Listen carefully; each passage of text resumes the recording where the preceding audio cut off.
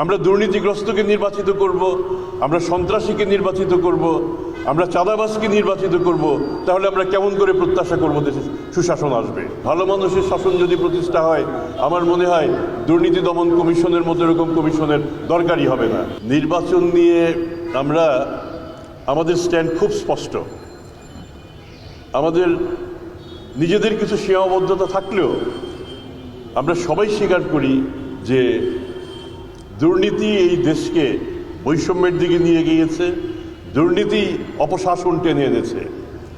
আমরা যদি সুশাসন চাই, সবার আগে এইখানেই আমাদের হাত দিতে হবে।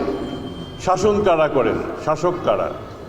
যারা গণপ্রতিনিধি, যারা নির্বাচিত হন, যারা সরকার গঠন করেন, যারা এমপি, যারা মন্ত্রী, এবং একালের কথা বলতে হবে যারা উপদেষ্টা, তারাই তো। এবং প্রশাসন, আমরা যদি নির্বাচনে সঠিক লোককে নির্বাচন করি। টানা তৃতীয়বার অর্জন করেছে দেশের সেরা সুপার ব্র্যান্ড স্বীকৃতি বসুন্ধরা টিস্যু। আমরা দুর্নীতিগ্রস্তকে নির্বাচিত করব, আমরা সন্ত্রাসীকে নির্বাচিত করব, আমরা চাঁদাবাজকে নির্বাচিত করব, তাহলে আমরা কেমন করে প্রত্যাশা করব দেশে সুশাসন আসবে?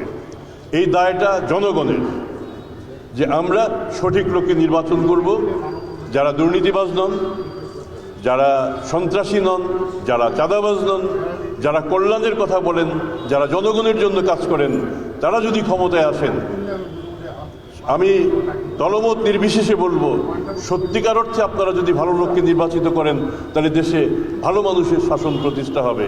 আর ভালো মানুষের শাসন যদি প্রতিষ্ঠা হয়, আমার মনে হয় দুর্নীতি দমন কমিশনের মতো এরকম কমিশনের দরকারই হবে না। তার প্রধান হুইসেল ব্লোয়ার হচ্ছেন আপনারা। আপনারা যদি চেষ্টা করে যান, আমি অত্যন্ত দৃঢ়ভাবে বিশ্বাস করি আমাদের আগামী নির্বাচনে দুর্নীতিবাজরা সামনে আসতে পারবেন না।